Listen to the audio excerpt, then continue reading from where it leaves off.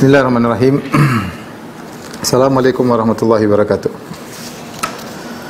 Alhamdulillahi ala ihsani wa syukru lahu ala taufiqihi wa amtinani wa asyhadu an la ilaha illallah wahdahu la syarika lahu ta'ziman li sya'ni wa asyhadu anna Muhammadan abduhu wa rasuluhu da'ila ridwani. Allahumma salli alaihi wa ala alihi wa ashabihi wa ikhwani. Rekan-rekan sekalian, Majelis Ta'lim Ittiba'us Sunnah yang dirahmati oleh Allah Subhanahu wa taala. Kita melanjutkan bahasan kita dari syarah kitab Tauhid. Kita sampai pada bab ke-25, bab majaa fil kuhani wa nahwihim. Bab tentang para dukun dan yang semisal mereka, ya. Pembahasan ini adalah pembahasan yang penting terutama di tanah air kita, yang kita akui bahwasanya para dukun sangat banyak, ya. Bahkan ada paguyuban-paguyuban para dukun, bahkan diterbitkan sebagian majalah yang terkait dengan ramalan-ramalan gaib, ya. Klinik-klinik di mana-mana, ya. Dan ini ada hal yang lumrah di tanah air kita, di mana pekerjaan dukun adalah bukan pekerjaan yang tercela, bahkan orang bisa bangga menjadi dukun dan laris karena banyak masyarakat yang mencari dukun-dukun tersebut, terutama ketika orang-orang menghadapi kesulitan dan mereka ingin mencari jalan pintas. Di antara untuk bisa sukses di pandangan mereka dengan jalan pintas adalah dengan mendatangi para dukun, ya.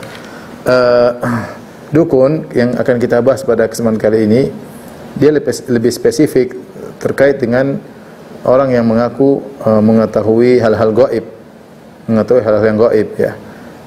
Kita ada sihir dan ada dukun. Kalau sihir dan dukun kesamaannya sama-sama kerjasama dengan jin. Sama-sama kerjasama dengan jin, dan betapa sering bahwasanya sihir sekaligus dukun dan dukun sekaligus penyihir. Betapa sering penyihir adalah dukun dan dukun adalah penyihir. Tapi kalau kita maksudkan secara spesifik, dukun adalah orang-orang yang bekerja sama dengan jin untuk mengaku mengetahui apa yang terjadi di kemudian hari, apa yang terjadi di keesokan hari. Adapun penyihir lebih umum, ya. Terkadang dia dukun, terkadang dia melakukan kerjaan sihir, menyantet misalnya, memelet dan yang semisalnya. Yang kita bahas adalah tentang dukun, itu orang-orang yang mengaku mengetahui masa depan. Ikhwan dan akhwat yang dirahmati oleh Allah Subhanahu wa taala, ya. Di zaman Nabi sallallahu alaihi wasallam proses pencurian berita dari langit sangatlah, atau bisa dikatakan nihil, tidak ada, tidak mungkin terjadi. Tetapi sebelum Nabi diutus, ya, banyak sekali terjadi proses pencurian berita. Saya akan bacakan hadisnya. Jadi orang sering bertanya, "Ustaz, terkadang dukun ngomong kok benar?" Ya, dukun ngomong ternyata benar. Kita bilang, itulah berarti dukun tersebut adalah dukun asli, bukan dukun palsu. Berarti dia benar-benar bekerja sama dengan jin, sehingga dia bisa meramal apa yang terjadi di kemudian hari. Kenapa? Karena berita gaib dibicarakan oleh malaikat di langit, kemudian para jin mencuri berita tersebut. Seperti dalam hadis, ya. Idza qadallahu al-amra fis sama'i darabatil malaikatu bi ajnihatiha khud'anan liqaulihi ka'annahu silsilatun ala safwanin. Jika Allah menetapkan suatu perkara di langit, maka para malaikat mengepak-ngepakkan sayapnya karena tunduk kepada firman Allah Subhanahu wa taala. Seakan-akan mereka mendengar suara Allah seperti lonceng atau rantai yang ditarik di atas batu yang licin, sampai mereka pun pingsan. Fa idza fuzi'an qulubihim, ketika rasa takut dicabut dari hati mereka, mereka pun sadar. Qalu madza qala rabbukum, mereka saling bertanya, apa yang diucapkan oleh Rabb kalian? Qalu lilladzi qala al-haq, Allah telah menyampaikan kebenaran, ya. Di antaranya adalah hal-hal takdir yang Allah sampaikan sebagiannya kepada para malaikat tentang apa yang akan terjadi di masa depan. Wa huwal aliyul kabir, dan dialah Allah yang maha tinggi dan maha besar. Fa yasma'uha mustariqu sam'i, kata Nabi SAW, maka pencuri berita mencuri pembicaraan para malaikat tersebut. Wa mustariqu sam'i, para pencuri berita tersebut, hakadha ba'dhum fawqa ba'd, begini, saling naik ini, saling menaiki, ya. Satu naik di atas lainnya, satu di atas yang lainnya, ya. Saling manjat-manjatan, ya. Fa yasma'u al-kalimah fayulqiha ila man tahtahu, maka yang paling di atas mendengar pembicaraan malaikat tentang masa depan, maka di-offer ke bawahnya. Kemudian thumma yulqihal akhar ila man tahtahu, kemudian yang ini offer lagi ke bawah. kasih tahu lagi yang di bawah. Hatta yulqiyaha ala lisani sahir awil kahin. Sampai berita tersebut tiba di lisannya penyihir atau dukun. Fa rubbama adrakahu shihabu qabla an yulqiyaha. Terkadang sebelum dia over ke bawah sudah terkena lemparan bintang sehingga tidak berhasil menyampaikan kabar ke bawah. Wa rubbama alqaha qabla an yudrikahu. Terkadang dia sudah berhasil menyampaikan berita ke bawah, tiba-tiba dia terkena percikan bintang. Dan akhirnya selamat berita tersebut sampai kepada para dukun. Fa yakdzibu ma'aha mi'ata kadzbah. Maka akhirnya setan tersebut atau dukun tersebut menambah dengan 100 kedustaan. Fa yuqalu alaysa qad qala lana yauma kadza wa kadza. Maka dikatakan orang-orang pun berbicara, bukankah dukun ini pernah berkata pada hari ini akan terjadi demikian-demikian? Fa yusaddaqu bitilkal kalimati allati sumi'at minas sama. Dan akhirnya dukun tadi dibenarkan oleh masyarakat gara-gara satu kata yang dicuri dari langit oleh para syaitan. Ya. Makanya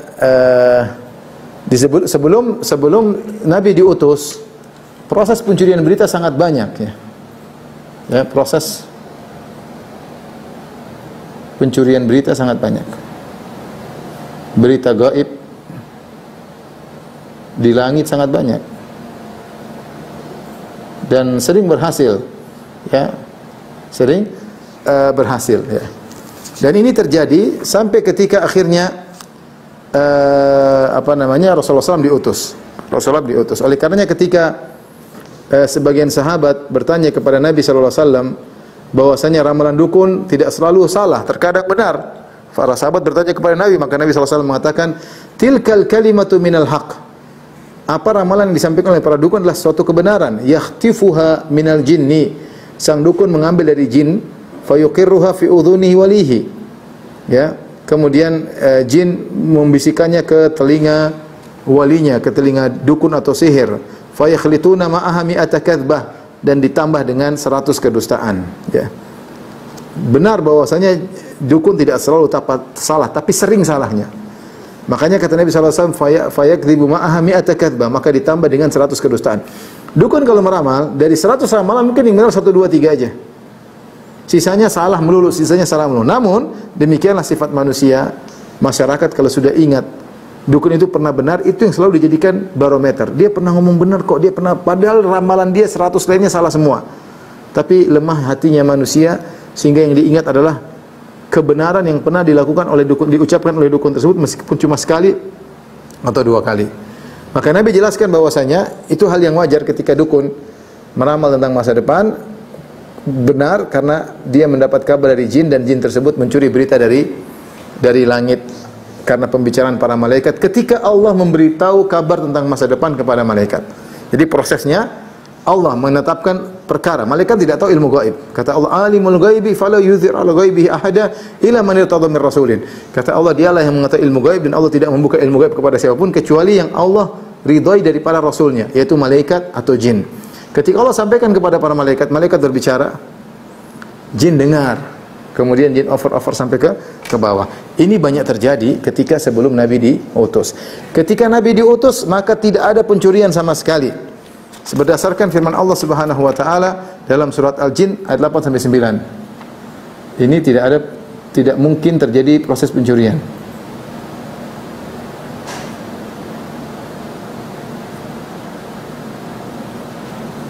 Proses pencurian berita. Dalilnya adalah surat Al-Jin ayat 8 sampai 9. Saya bacakan, Allah Subhanahu wa taala berfirman, wa anna lamasna as-samaa'a fawajadnaha muli'at harasan shadidan wa syuhuba. Para jin berbicara, Allah abadikan pembicaraan mereka dalam surat Al-Jin, kata mereka, dan sungguhnya kami para jin telah mencoba mengetahui rahasia langit. Fawajadnaha, kami dapati langit penuh dengan muli'at harasan shadidan wa syuhuba.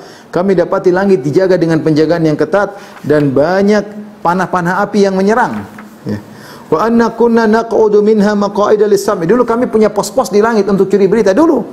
Dulu kami nongkrong di langit untuk mendengar pembicaraan malaikat tentang hal gaib. Faman yastami'il ana, siapa yang mau coba dengar-dengar berita sekarang, yajidillahu shihaban rasada, maka dia akan dapati ada anak panah yang akan membakarnya. Jadi di zaman Nabi tidak mungkin ada jin yang mau curi berita pasti akan terkena anak panah. Ya.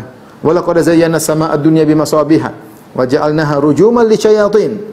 Kami telah menghiasi langit dengan bintang-bintang dan kami jadikan bintang-bintang tersebut sebagai pelempar kepada para jin. Tentunya bukan bintang yang besar untuk melempar, tidak, tapi percikan-percikan yang mungkin kita tidak kelihatan ya, untuk melempar jin-jin tersebut. Dan itu di zaman Nabi tidak mungkin ada pencurian berita, sehingga dukun tidak laku di zaman Nabi sallallahu alaihi wasallam ya. Tetapi fase yang sekarang setelah Nabi diutus seperti fase sekarang, apakah ada proses, ada pencurian berita? Adakah pencurian berita? Maka ada khilaf. Ada yang mengatakan ya, ada pencurian berita. Dan kenyataan menunjukkan sampai sekarang pun dukun terkadang benar. Ya, namun sedikit ya, namun susah. Yang pendapat kedua mengatakan tidak ada lagi, karena langit sudah dijaga.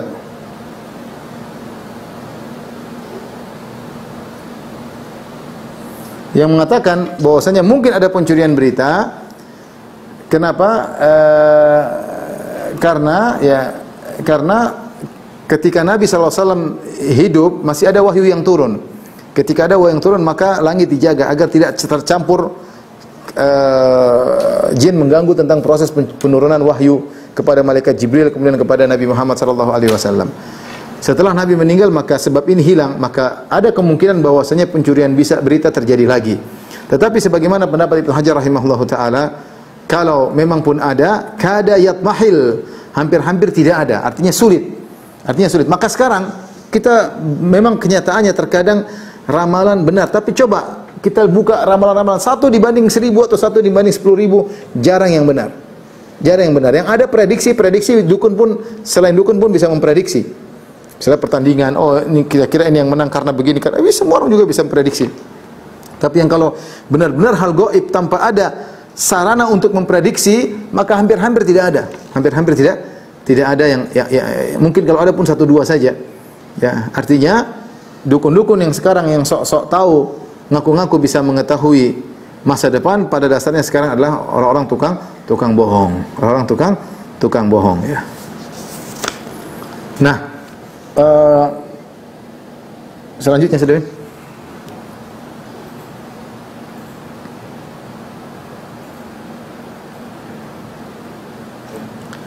Baik, model-model dukun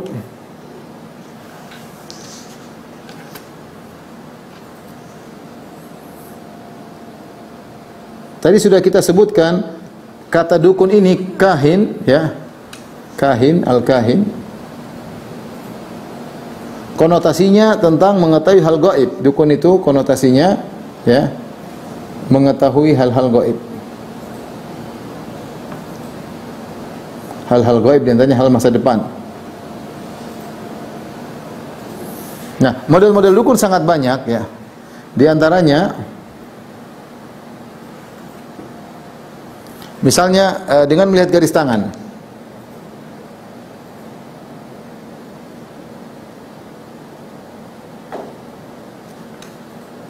Yang kedua, misalnya dengan mengkaitkan tanggal lahir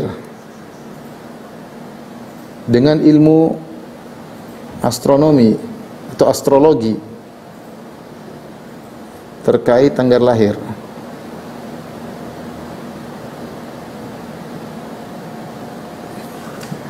Yang ketiga, misalnya adalah dengan melihat golongan darah. Ini saya juga baru tahu belakangan ya.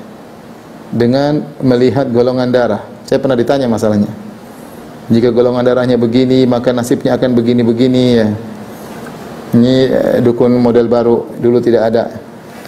Yang ketiga, misalnya dengan melihat mangkok, dengan finjan, fanajin, dengan melihat mangkok. Kemudian di antaranya misalnya bentuk-bentuk perdukunan adalah dengan garis di tanah.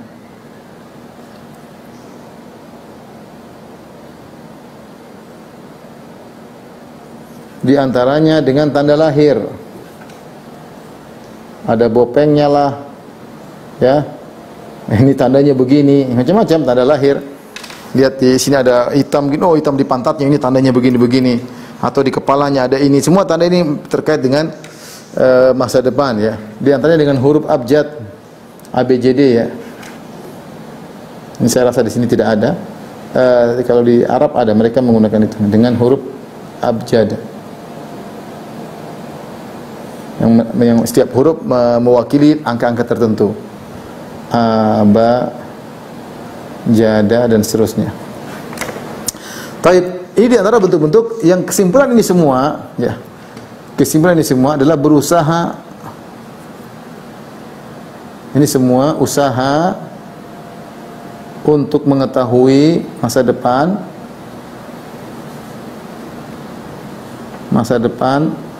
dengan dalil atau tanda-tanda argumen atau argumentasi yang semuanya tidak logis.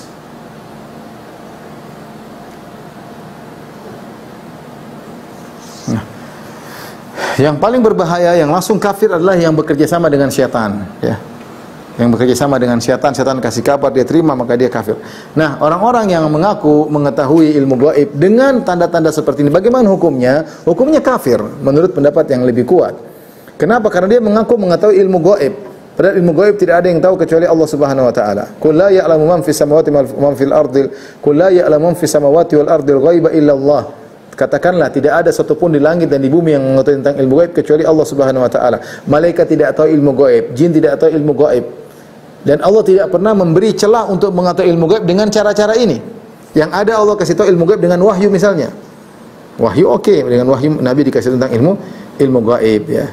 Terkadang dengan melewati mimpi, tanda-tanda. Ini pernah kita bahas dalam batal-batal keislaman, ya. Tapi intinya cara-cara ini semua tidak valid untuk menunjukkan tentang masa depan, ya. Dengan melihat garis tangan. Apa hubungannya? Orang garis tangan, seperti saya dulu pernah diramal, katanya kalau garis tangannya lurus, ini berarti begini. Yang garis tangan lurus bukan sama saja, nasibnya beda-beda. Ada yang nasibnya baik, ada nasibnya buruk, ada nasibnya tengah-tengah, macam-macam. Tidak ada kaitannya dengan, dan tidak logis, ya. Ini, tapi banyak orang percaya, dilihat begini berarti begini. Ya, orangnya ngaco. Ya, tapi namanya manusia lemah, ikut-ikutan pengen tahu. Apalagi misalnya dengan ilmu astrologi terkait tanggal lahir, ya. Lahir misalnya dengan Libra, kemudian Gemini, Sagittarius, Scorpio, apalagi macam-macam, ya. Sagittarius, ya, dan macam-macam bintang-bintang yang barang siapa yang bulan ini bulannya Sagittarius maka nasibnya begini. Ini semua adalah omong kosong, ya. Ini adalah omong kosong. Dan saya sering sampaikan bahwasanya dibantah Imam Al-Qurtubi rahimahullahu taala, orang-orang yang mengkait-kaitkan nasib sial dengan tanggal lahir atau dengan astronomi, bintang kelahirannya atau tanggal kelahirannya. Lihatlah bagaimana kejadian pesawat yang terjadi, pesawat yang meledak, atau di zaman ulama dahulu kapal yang isinya mungkin ratusan orang, ribuan orang tenggelam. Taruhlah 2000 orang tenggelam di atas kapal, kapalnya tenggelam. Tapi 2000 orang tersebut bintangnya beda-beda. Mau Gemini, Sagittarius, Libra, Scorpio, bintang Venus, bintang macam-macam. Semua itu nasibnya, bintangnya beda semua, nasibnya sama-sama tenggelam. Ini suatu bantahan yang telak kepada para dukun yang mencoba mengkait-kaitkan nasib dengan astronomi. Buktinya mereka semua tenggelam. Harusnya kan kalau nasibnya beda-beda, ada yang selamat, ada yang ini, ada yang anu, ternyata tidak tenggelam semua. Ya, kapal, pesawat, atau meledak, yang naik pesawat itu bintangnya macam-macam, tapi semuanya meledak, mati semuanya. Contoh lagi, ada yang mencoba untuk mengetahui ilmu gaib dengan melihat golongan darah. Ini apalagi, ini lebih enggak masuk lagi. Golongan darah kan terbatas. Ada A, ada B, ada AB, ada O. Nanti ada A+, ada B+. Taruhlah 7 golongan darah, ya. A, B, O, AB, A+, enggak tahu B+ ada atau tidak. Taruhlah 7 golongan darah. Tapi apakah semua orang nasib cuma 7 model nasib? 7 golongan cuma enggak ada golongan darah yang lain. Golongan cuma 7. Terus apakah semua orang nasib darah O nasibnya sama semua, darah darah A nasibnya sama semua, darah B nasibnya sama semua, darah AB nasib sama semua, darah A+ nasibnya enggak ada. Ini dari mana? Ini sangat tidak logis. Saya juga aneh, tapi ada yang bertanya, Ustaz, ada orang katanya tahu nasib dengan mengetahui golongan darah. Ini ngawur, ya. Enggak benar, ya. Atau dengan melihat mangkok yang berisi kopi atau yang sejenisnya. Ini saya pernah lihat sendiri, seorang mengambil kopi, kemudian dia bilang, saudaramu yang hilang dilihat dari gerakan. Jadi kopi dibiarin sampai akhirnya naiklah serbuk-serbuk hitamnya, dia mulai baca serbuk hitam tersebut. Ini saya lihat sendiri. Ini kalau melihat serbuknya, yang hitam ini ke sini, ini ke sini, sini. Kalau kopi susu mungkin dia sudah nggak bisa ngeramal. Tuh kopi tubruk bingung, hitamnya semua naik semua. Tapi intinya nggak masuk akal, nggak logis. Oh jadi sebenarnya adikmu itu hilang di sini, daerah sini, tapi nggak tahu persis di mana. Sama aja nggak ada faedahnya. Dia juga tidak bisa menemukan di mana orang yang hilang tersebut. Apalagi dengan garis-garis di tanah, apalagi dengan tanda tangan. Tanda tangan ini baru juga. Tanda tangan, oh kalau tanda tangan begini orang tanda tangan katanya dengan tanda tangan. Saya juga heran itu. Tapi kenyataannya ada, ya. Katanya dengan tanda tangan. Dengan melihat tanda tangan.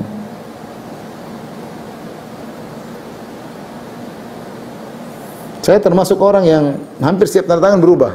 Tidak sama. Ini besok begini, besok begini, besok begini. Terus gimana? Gimana? Yang mana tanda tangan saya yang menjadikan patokan untuk melihat nasib? Mana? Saya tanda tangan saya itu berubah setiap, karena orang sering minta, Ustaz minta tanda tangan buku, saya tanda tangan. Nanti buku berikutnya sudah lain lagi, garisnya berubah. Buku berikutnya sudah berubah lagi. Hampir tidak pernah sama persis. Sebagian orang masya Allah tanda tangannya fokus persis. Saya termasuk orang tanda tangannya berubah terus. Ya. Makanya teman-teman kadang-kadang minta tanda tangan di buku, habis beli buku karangan saya lihat beda-beda. Terus yang mana tanda tangan saya, yang mana yang mau dijadikan untuk meramal nasib saya? Ini semua hanyalah ngomong kosong. Dan yang cara yang paling berbahaya adalah dengan pemberitahuan rekannya.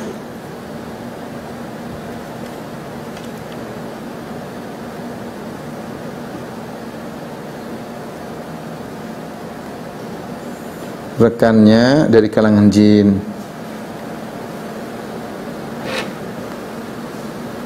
Nah, kalau yang ini, ikhwan, yang ini jelas kafir, ini jelas kafir. Ini jelas kafir.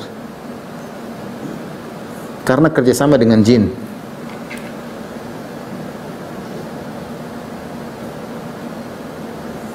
Terus bagaimana yang lain? Yang lain yang cara pertama, cara kedua, ya.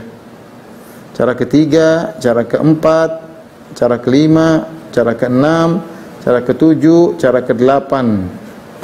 Apakah juga kafir? Yang benar bahwasanya jika mereka ngaku bisa tahu hal gaib masa depan, maka mereka juga kafir sebagaimana dukun yang mengaku dibantu oleh jin. Ya. Maka ini sangat berbahaya. Ya. Kenapa bisa demikian? Dalil yang menunjukkan mereka kafir. Kenapa mereka kafir? Ini semua kafir. Saya kasih kesimpulannya.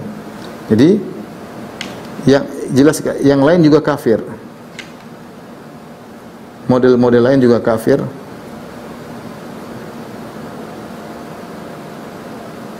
Kenapa? Karena pertama mereka mengaku mengetahui ilmu gaib.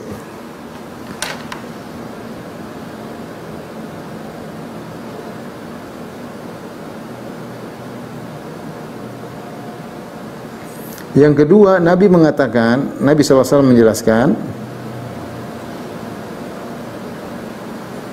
siapa yang datang kepada seperti orang ini, siapa yang bertanya, yang membenarkan dukun, maka kafir.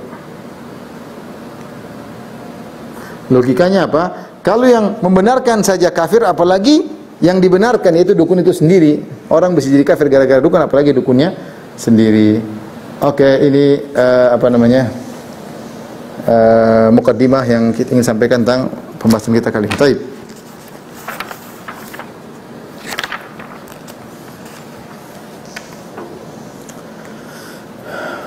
Sudah, baik. Bahasan berikutnya,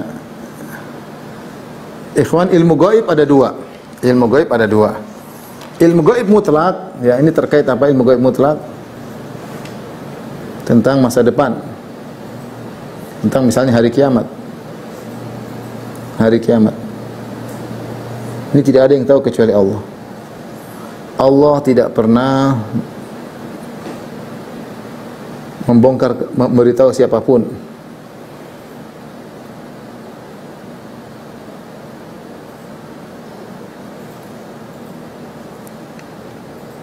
Makanya ketika malaikat Jibril bertanya kepada Nabi SAW, fa akhbirni anis sa'ah, ya Muhammad, kabarkanlah kepadaku tentang hari kiamat. Kata Nabi SAW, mal mas'ulu anha bi'a'lama minasail. Yang ditanya tidak lebih tahu daripada yang bertanya. Yang ditanya tidak lebih tahu daripada bertanya. Artinya Jibril tidak tahu, Nabi pun tidak tahu. Ini ilmu gaib yang mutlak, tidak ada yang tahu kecuali Allah. Yang kedua, tentang kejadian masa depan. Tentang masa depan. Ini pun tidak ada yang tahu kecuali Allah. Inna Allah indahu ilmu sa'ah wa yunazzilul ghaits wa ya'lamu ma fil arham wa ma tadri nafsun madza taksibu ghadan wa ma tadri nafsun bi ayyi ardin tamut. Inna Allah alimun khabir. Ini lihat dalam surat Luqman, ya. Luqman ayat 34.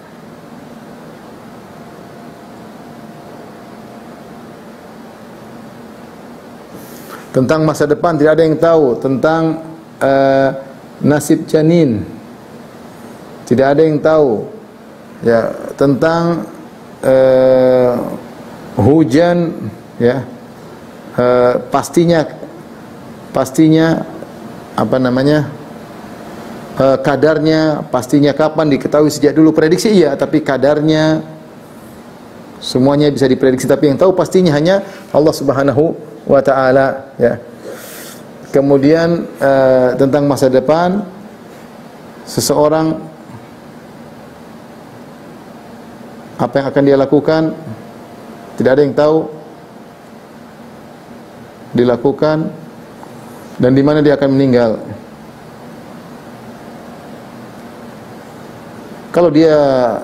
Kalau prediksi iya, setelah jelas tanda-tandanya. Misalnya, saya tidak tahu saya akan meninggal di mana. Beda lain kalau saya sudah sakit parah, kemudian sudah dimasukkan ke rumah sakit, misalnya parah sudah meninggal, itu orang tahu dia akan meninggal di situ. Jelas-jelas tanda-tandanya. Tapi kalau sebelum tanda-tanda, nggak ada yang tahu. Nggak ada yang tahu. Yang tahu si fulan apa yang akan dilakukan besok, dia mau jadi apa, nasibnya bagaimana, janin laki atau perempuan ketika dibuahi, nggak ada yang tahu. Kemudian bagaimana nasibnya, rezekinya seberapa, nggak ada yang tahu. Ini semuanya gaib mutlak. Ini ada dua model. Model pertama, ini hanya hari kiamat, Allah tidak akan beritahukan siapapun. Adapun yang ini, yang surat Luqman ayat 34, terkadang Allah kasih tahu kepada malaikat. Terkadang Allah beritahukan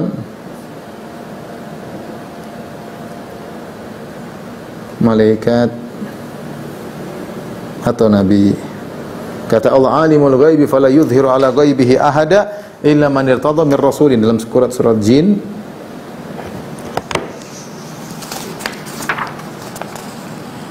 uh, 26 sampai 27.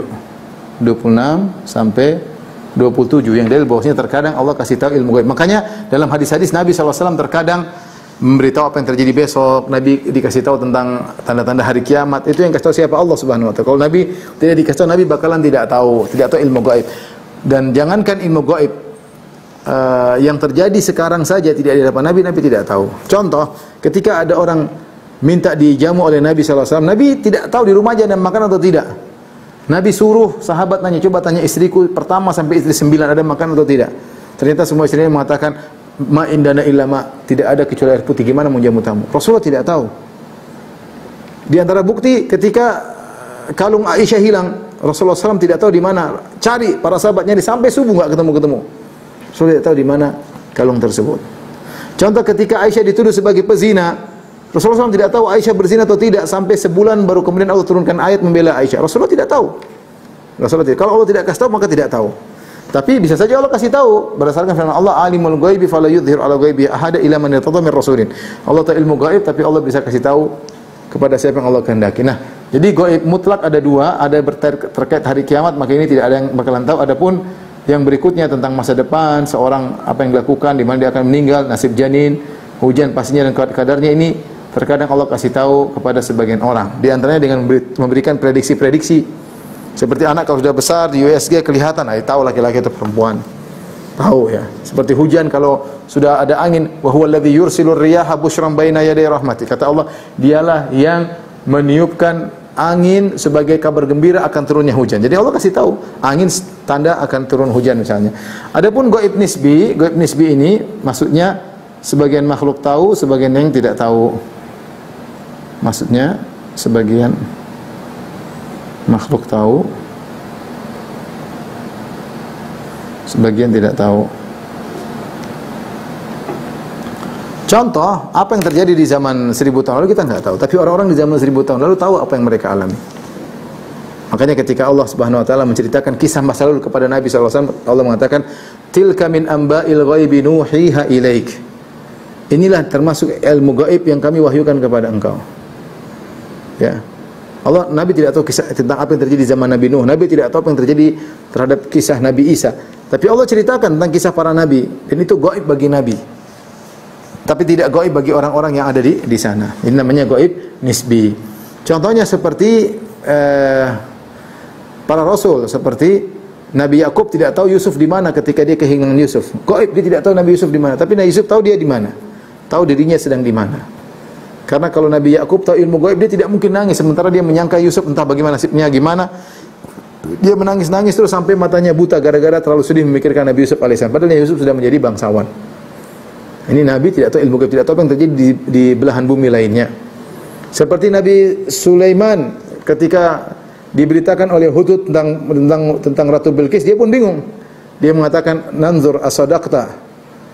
Ya, apakah kau telah jujur wahai burung Hudhud atau kau dusta? Nabi Sulaiman tidak bisa memastikan. Kenapa dia tidak tahu ilmu gaib? Nah, di antara ilmu gaib yang tahu hanyalah Allah tentang masa depan. Tentang masa depan ini. Ini yang dukun sering ngaku tahu. Dukun sering ngaku tahu.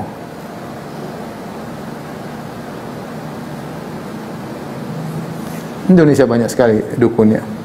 Tapi sekarang sudah mulai berkurang. Dulu parah, saya masih kecil dulu sering dengar tentang perdukunan, tentang ada ahli dan macam-macam ya. Sebentar ya.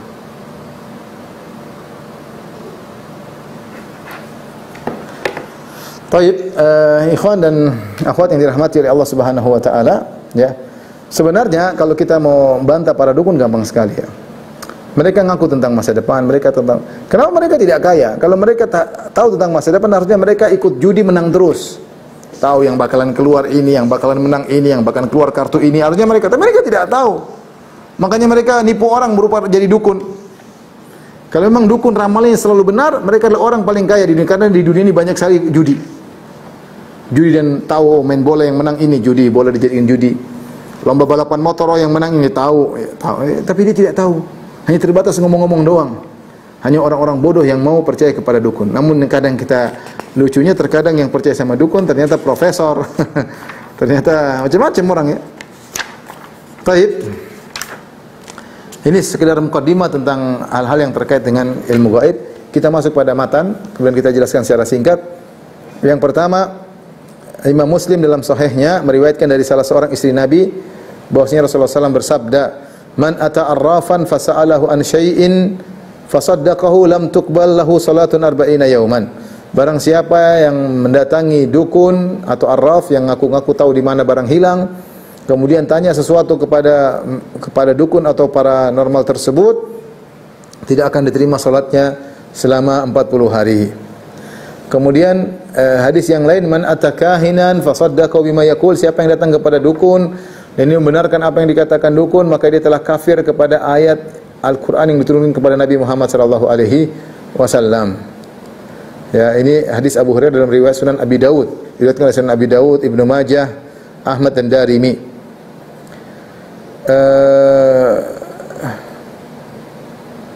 Taib. Jadi ada dua model hadis ya.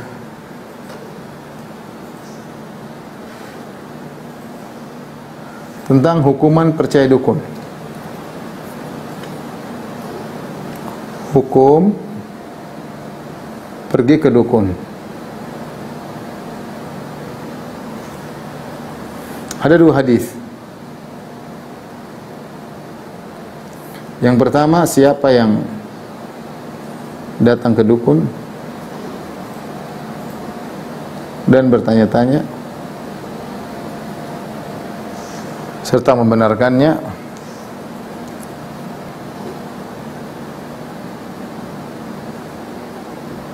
Apa hukumannya tidak diterima salatnya 40 hari? Yang kedua, hadis Abu Hurairah, siapa yang membenarkan dukun sama dengan kafir kepada Al-Quran.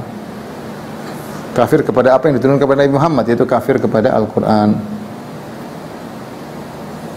Dari sini timbul khilaf di kalangan para ulama tentang orang yang membenarkan dukun. Ada yang mengatakan bahwasanya yang membenarkan dukun adalah kafir. Mereka berdalil dengan hadis ini. Faqad kafara, jadi ini kafir. Man atakahinan fasala an syai'in fasaddaqa bima yaqul, siapa yang datang kepada dukun bertanya sesuatu kepada dukun, benar kenapa ucapannya? Faqad kafara bima unzila ala Muhammad, maka dia telah kafir kepada Al-Qur'an.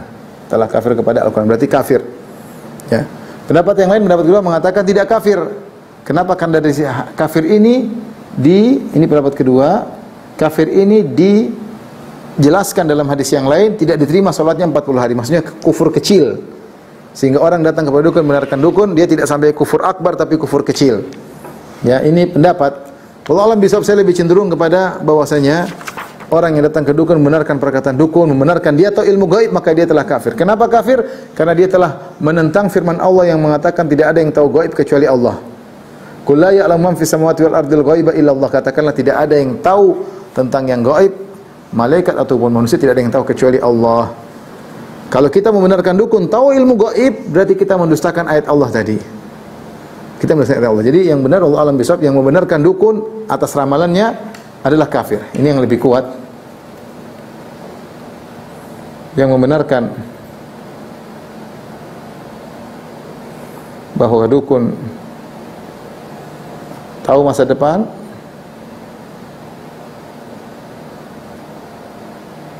maka telah kafir. Mengerikan, itulah telah kafir. Adapun kalau dia cuma tanya-tanya saja tanpa membenarkan perkataan dukun, ingin tahu macam-macam, maka dia bisa tidak diterima salatnya 40 hari. Bisa tidak diterima salatnya 40 hari.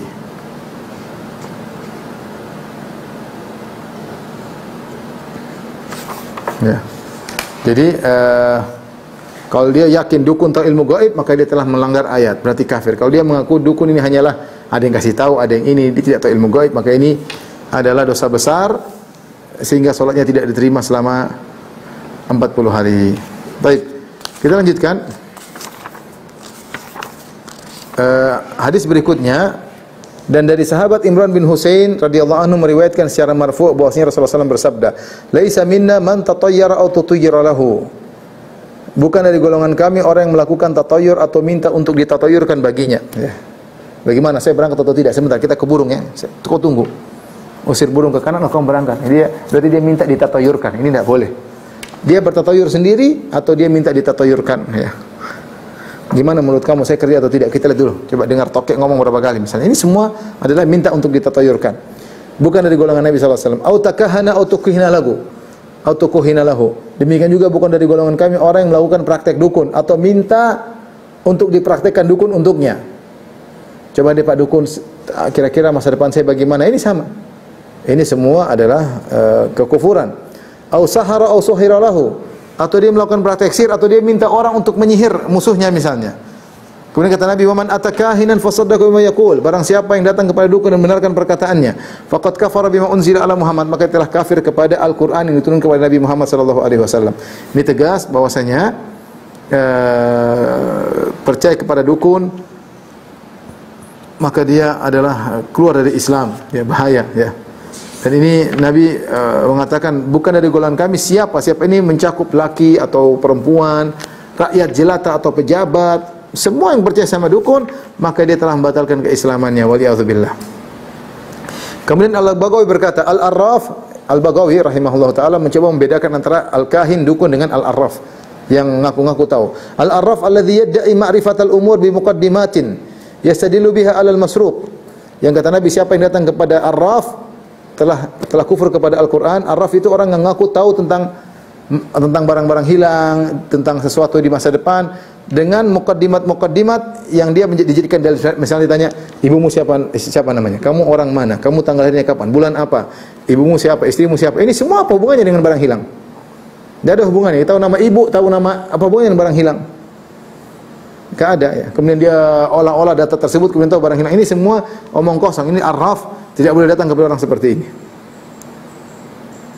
Waqilah huwal kahin, ada yang mengatakan arraf itu kahin sendiri, dukun sendiri. Wal kahin walladzi yukhbiru anil mughayyabat fil mustaqbal.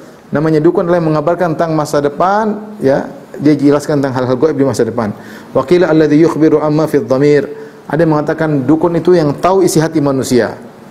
Ini semua hukumnya haram ya. Dia pasti kerjasama dengan jin, kerjasama dengan jin. Saya pernah menemani seorang ustadz meruqyah seseorang.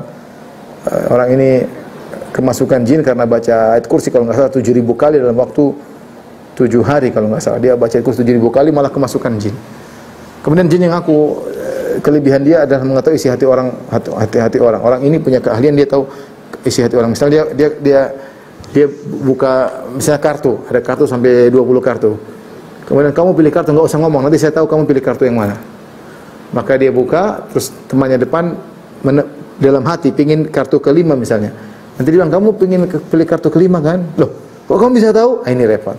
Ini disebut dengan dukun ini atau arraf yang tahu tentang mafid dhamir, mengetahui isi hati. Ya, ketika kita meruqyah seorang yang punya ilmu ini, jinnya bicara waktu itu, kemudian dia ngaku bahwasanya tidak ada yang tahu, cuma dia bisik-bisikan kepada orang tersebut, pilih nomor 5, pilih nomor 5. Sehingga akhirnya orang tersebut punya kecenderungan pilih nomor 5, kemudian baru jin tersebut kabarkan kepada majikannya, saya tadi sudah membisikin dia untuk pilih nomor 5, tebaklah bahwasanya dia akan pilih nomor 5, dan ternyata benar. Dan ternyata benar, tidak lain itu semua adalah permainan syaitan ya. Oleh karenanya hati-hati, masalah dukun ini masalah berbahaya, bukan berbahaya bagi dukun itu sendiri, berbahaya bagi akidah kaum muslimin, karena siapa yang percaya tentang ramalan mereka bisa kekal dalam neraka jahanam selama-lamanya. Waliyadzubillah. Mungkin demikian saja. Ikhwan dan akhwat yang rahmatillah subhanahu wa ta'ala, kalau ada yang bertanya saya persilahkan. Allah ta'ala alam bisawab. Assalamualaikum warahmatullahi wabarakatuh. Atas kajian yang sampaikan, apa Ustaz dengan keterbatasan waktu bisa berapa pertanyaan? Tiga boleh, 3. Boleh 4 lah, 4 sekalian boleh. Mungkin yang lain kita simpan untuk yang berikutnya. Pada mungkin dari yang pertama resen akun Saleh Faris.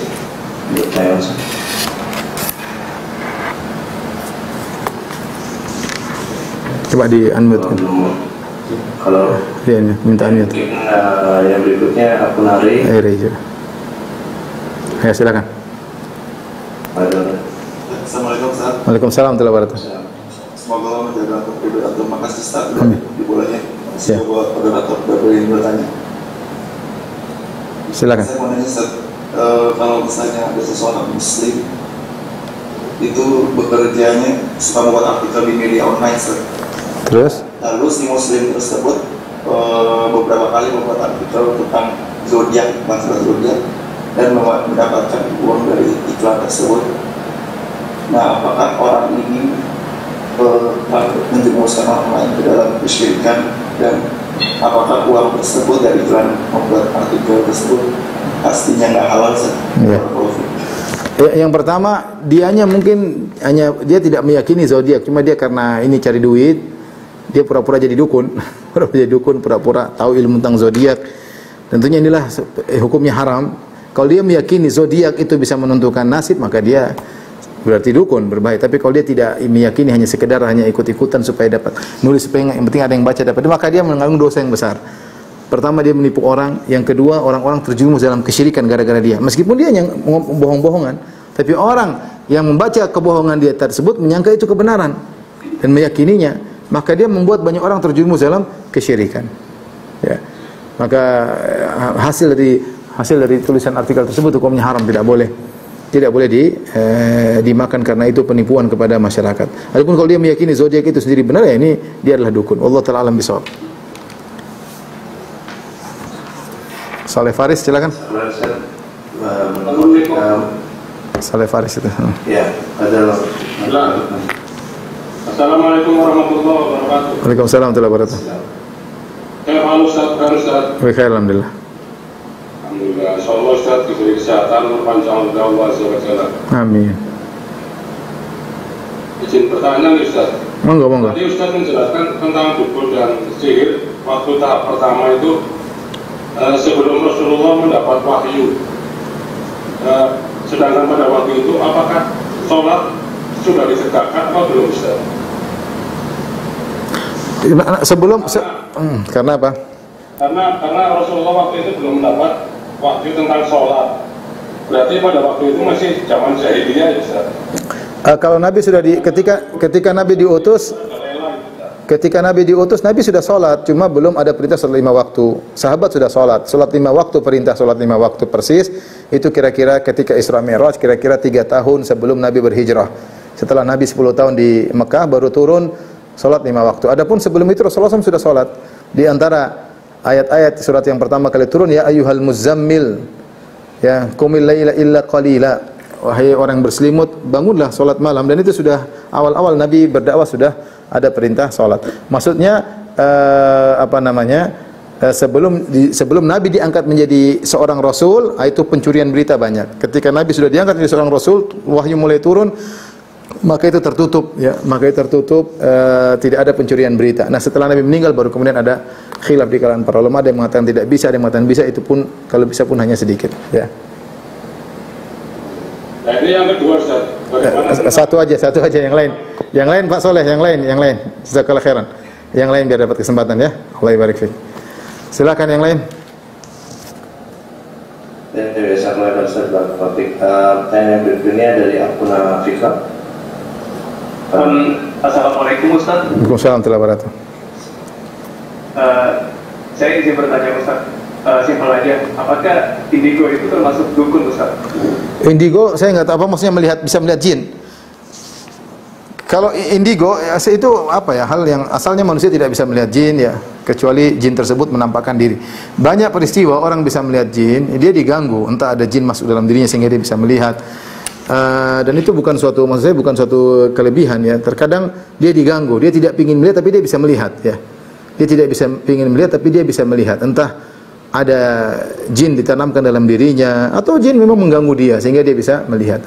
Sebagian orang bisa melihat jin dan dia terganggu kan, tiba-tiba dia kok lihat itu, lihat ini, lihat anu, tidak sehingga kehidupannya tidak normal seperti manusia yang lain.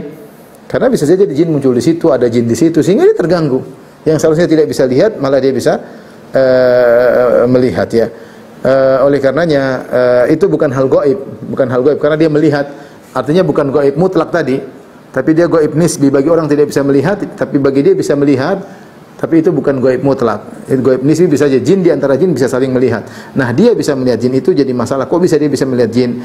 Bisa jadi dia diganggu jin, bisa jadi tadi dalam tubuhnya ada jin yang bercokol dalam tubuhnya, entah diwariskan dari orang tuanya atau kakeknya, atau dia belajar ilmu-ilmu sehingga dia bisa melihat jin. Wallahu a'lam bishawab. Tapi ini tidak ada kaitannya dengan masa depan. Pertanyaan terakhir. Pertanyaan terakhir dari akun Abu Abdillah. Assalamualaikum warahmatullahi wabarakatuh. Waalaikumsalam warahmatullahi wabarakatuh. Ustaz, izin bertanya Ustaz, gimana kalau kita berobat melalui dengan orang itu, misalnya dengan melalui secara medis tidak bisa sembuh gitu Ustaz, tapi kita berobat dengan seseorang itu kemudian bisa sembuh gitu Ustaz, melalui perantara, apakah boleh nggak itu Ustaz? Tergantung cara menyembuhkannya bagaimana. Tidak semua yang mendatangkan kesembuhan berarti boleh. Tidak semua yang mendatangkan keberhasilan berarti boleh ya. Betapa banyak dukun bermanfaat, barang hilang bisa jadi hilang, orang tidak cinta bisa menjadi cinta. Dukun terlalu manfaat, tahu barang hilang dukun tahu, dia punya anak buah jin. Tapi tidak semua yang berarti berhasil kemudian dibolehkan secara syariat ya. Oleh karenanya kalau dia cara pengobatannya adalah dengan cara yang syar'i atau tidak melanggar syariat, tidak ada baca-baca waswas, tidak ada baca mantra-mantra, tapi dia berdoa, dia menggunakan herbal atau obat tradisional, maka tidak jadi masalah. Tapi kalau dalam doanya dia minta-minta kepada selain Allah, minta-minta kepada wali, kepada dukun-dukun, kepada ini syirik. Meskipun sembuh tetap tidak boleh, justru bahaya. Tidak boleh meskipun sembuh, karena bukan berarti kalau ada kesembuhan maka sesuatu menjadi halal ya. Tidak mesti. Contoh, ada orang mencuri dibunuh. Nggak boleh mencuri, bukan dibunuh. Kalau mencuri dia mati selesai, nggak ada pencurian lagi. Tapi orang mencuri bukan hukumnya dibunuh. Meskipun masalah selesai, tidak lagi orang mencuri, dia tidak lagi mencuri. Kenapa? Sudah kita bunuh. Tapi apakah boleh kita bunuh pencuri? Jawabannya tidak. Harusnya dipotong tangan, tidak dibunuh. Misalnya, artinya banyak hal yang mungkin berhasil, tapi keberhasilan tidak harus menjadikan seorang menjadi halal, suatu syar'i. Contoh, seorang ingin mendakwahi seorang wanita, maka dia temani wanita tersebut, dia pacarin, dia zinain, kemudian masuk Islam misalnya. Apakah kemudian benar perbuatannya? Berhasil membuat wanita tersebut masuk Islam? Jawabannya tidak boleh. Meskipun berhasil membuat orang itu masuk Islam, tapi caranya tidak benar. Atau misalnya seorang ada tukang maksiat, ingin diselamatkan menuju kebaikan, maka dia juga sama tukang maksiat tersebut, main musuh sama tukang maksiat tersebut, akhirnya kenal agama, ya. Tapi dengan cara dia ikut-ikutan joget, ikut-ikutan mungkin minum bir sama dia, ini tidak boleh seperti ini. Meskipun berhasil. Jadi tidak semua keberhasilan menjadikan sesuatu itu halal. Wallahu ta'ala alam bisawab. Demikian saja apa yang saya sampaikan. Kurang lebih mohon maaf. Wabillahi taufiq wal hidayah. Assalamualaikum warahmatullahi wabarakatuh.